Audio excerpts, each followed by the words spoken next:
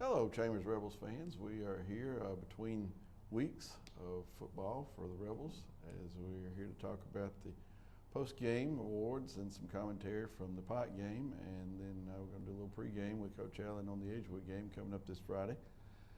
Here with us is the offensive play of the game, which would be a touchdown of I don't remember how many yards from JoJo Hendricks to Jeremy Conway. And that was a crucial time in the fourth quarter. It was 21-12. That score cut it to 21-18. JoJo looked like that ball stayed in the air forever before it came down. It did. You think it did too? Huh? Yes, sir. Tell us, what was that the play that was called, and if so, did it go according to plan? Yes, sir. Obviously, got a touchdown. So tell us about it. Well, it was Coach Allen told me to look at Spud. Spud was beating that corner every time, so I just threw it up there to Spud. And he did what he was supposed to do and caught it, huh? Yes, sir. And it did lead to a touchdown. I don't remember how many yards. Do you remember? No, sir. But it was a lengthy touchdown, and it cut the score down to the final margin, down to 3 points.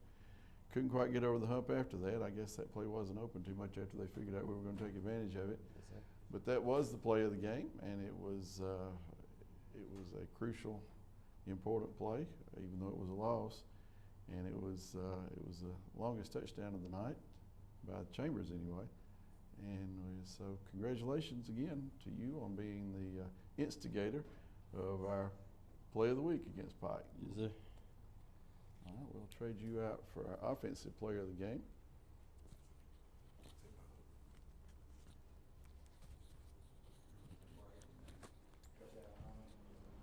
Come on in here.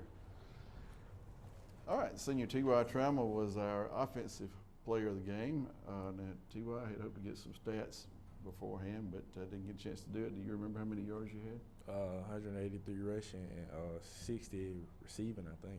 183 and 60. Well, that should qualify most anybody for player of the game. It seemed like there were times that night that they just flat couldn't stop you, and you took full advantage of that. How did you feel about the way you were playing as the game progressed? Well, I just never did let them break my spirit, because when we got down, you got to have spirit and heart at that point in time. So you got to make sure you keep your head up regardless of what the game looking like. So in my mind, I'm thinking they can't stop me the whole time. They not going to break me down, and I'm going to keep breaking until I get it in the box. And that's what happened, right? Yes, sir. Let's see, now you had 2 touchdowns? Just one. Just one. I couldn't remember.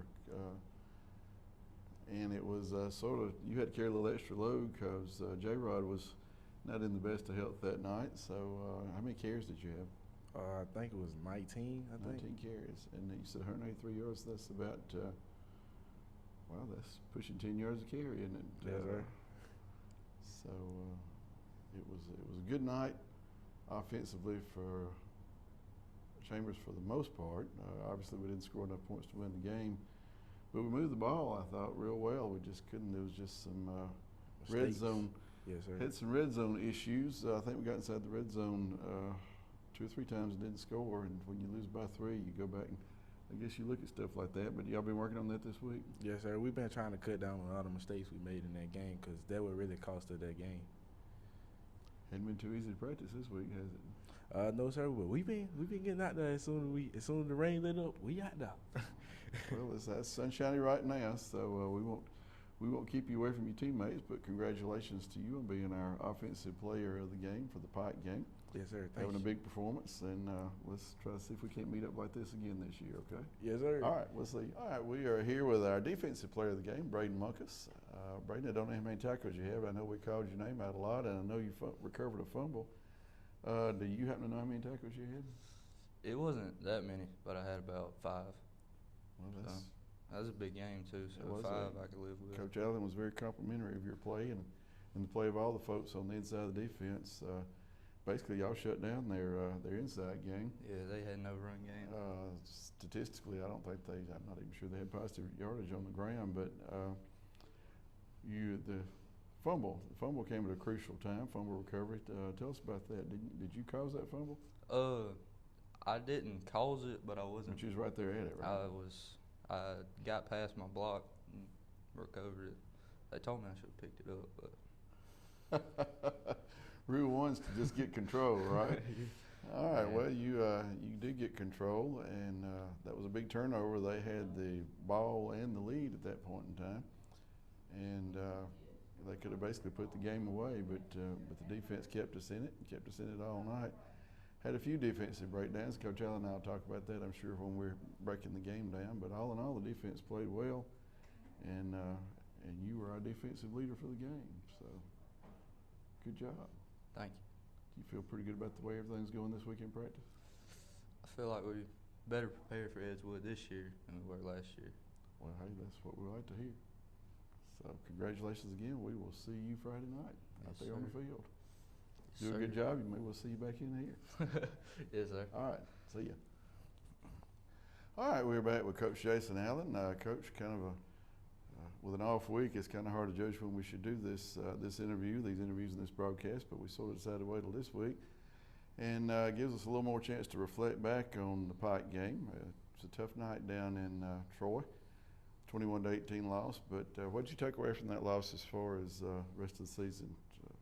What did you learn? Yeah, I thought our guys played really hard. We competed.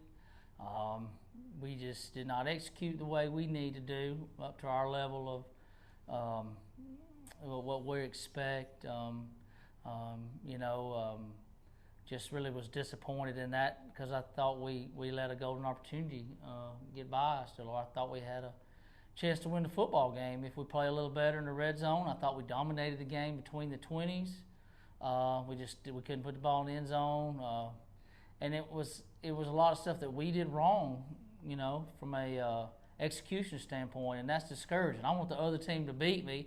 I don't want to beat myself, and I felt like we beat ourselves at times, and then we gave up 3 big plays. Other than that, offensively, we didn't give up a whole lot. Those 3 big plays were the difference, and that's what we harp on, is not to give up the deep ball, not to give up big plays, and darn if we didn't do it. But it's a good learning standpoint, good learning, game for us to figure out what our guys need to get better at. We've had an off week. I don't like off weeks. I'd rather play, but it is what it is. And so we use that time to get back to being who we are, Rebel football, and being tough, and being able to run the football and being fundamentally sound. It kind of seemed to me, I was thinking back about this off week last year and this off week this year. Last year, the off week was coming off of a big win. Had a lot of momentum going, and it's kind of like you just tapped the brakes, and then had a tough loss down at Edgewood. This year, you kind of needed that rest, didn't you? I mean, Yeah, you had 2 tough it wasn't games. it wasn't a bad break for us. We had a really emotional 4-quarter game with Valiant, which our kids showed a lot of resiliency and played hard till the end and found a way to win. And I felt like the Pike game was a lot like that. We played hard, and had our chances. We just didn't execute. So, it's a catch-22, I guess. So we're gonna take it for what it is. I think our guys are ready to play this Friday. They're hungry to play, and we've used a lot of time at this time for self-evaluation. Well, this is the heart of the schedule, just like it was last year. 3 region games in a row. Win them all 3, and you're at home during the playoffs. And start trying to mix and match wins and losses, and it gets kind of dicey. So you might as well just plan to win them all. Yeah. We put ourselves in a bad situation last year and had to dig ourselves out of a hole. But we did, and I thought the loss last year really defined who we were, and we really were a rolling ball of butcher knives from that standpoint on. Nobody really had a chance with us, I thought, after that game, and it really it redirected our guys and refocused them. Hopefully this year's loss will do the same thing. I hope so. Everybody healthy now? Yeah, we're pretty close to healthy. Other than just things that happen this part of the football season, but nothing that's keeping anybody out. And we're excited to be able to play, and we're excited to play back at home. It's been 3 weeks since we were able to play at home. Yeah, got a home game, 2 road games, and a home game, and what do you know? The season's over with, regular season. Yeah, it goes by fast, but really this does. is the heart of it. This is where we make our money, and I've told our guys, this is where we got to buckle down, and we got to be playing our best football right now. Well, you had a week of rest, and then lo and behold, the monsoon season set in. Yeah. So how's practice been? It's been this week? good. We're working on. We're taking donations for a indoor practice facility. If anybody would like to, and I'm being serious. If anybody would like to donate to that, we would like an indoor facility here on the school for all of our teams to help them in inclement weather and have a storm shelter at the same time for our students in bad weather. So, if you don't dream about it, you don't have a goal and a vision, then it's hard to get it. But Anybody out there got any rich, sick uncles? We'll be glad to talk to them. Yep. But the weather's been challenging. We're able to get out today. Today's a Wednesday. The sun finally came out, and I think we're going to have pretty good weather. We should have pretty good conditions by Friday. Good. Tell us about Edgewood. Edgewood's a lot like last year. They did lose a lot of seniors off that team, but they like to throw the ball around the yard. They got the same quarterback back that beat us at their place and didn't play against us in the second round of the playoffs because their starter was hurt during the regular season. So we're wary of what he can do. Throwing the football, we got to get after him. We got to put some pressure on him, and we got to be able to make sure they don't run the football. I thought they beat us last year because we let them run the football on us. In the regular season, in the playoff games, we cut that out. Yeah, I remember being surprised last year that he didn't come in and play in the playoff game when they sort of started to sputter a little bit because he had done so well against us in that home game. But hey, that's why coaches coach and us on the sidelines sit around and talk. But I remember thinking that we would see him again. I think he was just a sophomore last year. Yeah, he's just a junior this year. So, well, don't get to see a team 3 times in 2 years very often. I think probably the last time we did that was with Lowndes, but or maybe Abbeville. But anyway, we're looking forward to Torbert Allen Field being sold out and filled up Friday night as we host the Edgewood Wildcats. One of the programs in the AISA that over the years has been pretty tough, especially during the early part of this century when they were winning championship after championship. The only school, I think, that has been to more championship games in a row than we have. I think they've been to 9 and we've been to 7. So 6. We've been to 6, haven't we? 6 in a row. Mm-hmm. And they've been to 9, we've been to 6. I guess maybe 7 is just because that's what I was hoping for. Yeah. So we'll start the journey. Yeah. We've got one step behind us by beating Springwood, and we'll start the journey through the last 3, and we'll see how this region settles out. The top 2 teams in the other region are playing Friday night, so Chester and I'll try to keep an eye on that game as well, and keep you folks that are watching at home up to date on what's going on with Escambia and Autauga, because they're the cream of the crop on the other side, and we'll see how the cream of the crop shakes out on the eastern side in the next 3 weeks. So see you at Torbert Field or see you at home on Friday night. And I'd like to just say that, I hope we have a great home crowd. It's been nearly a month. And I'd also like to big shout out, if you haven't seen our girls volleyball team play this year, you're missing a treat. Played a really outstanding game against Glenwood last night, and we've got some home games still coming next week, and we've got some going to the playoffs. If you miss these girls, they're a real treat. They're a lot of fun to watch, and I hope we can support them on their way in their quest for a state championship. Yeah, they won it in JV, they might as well win it in varsity. Huh? That's right.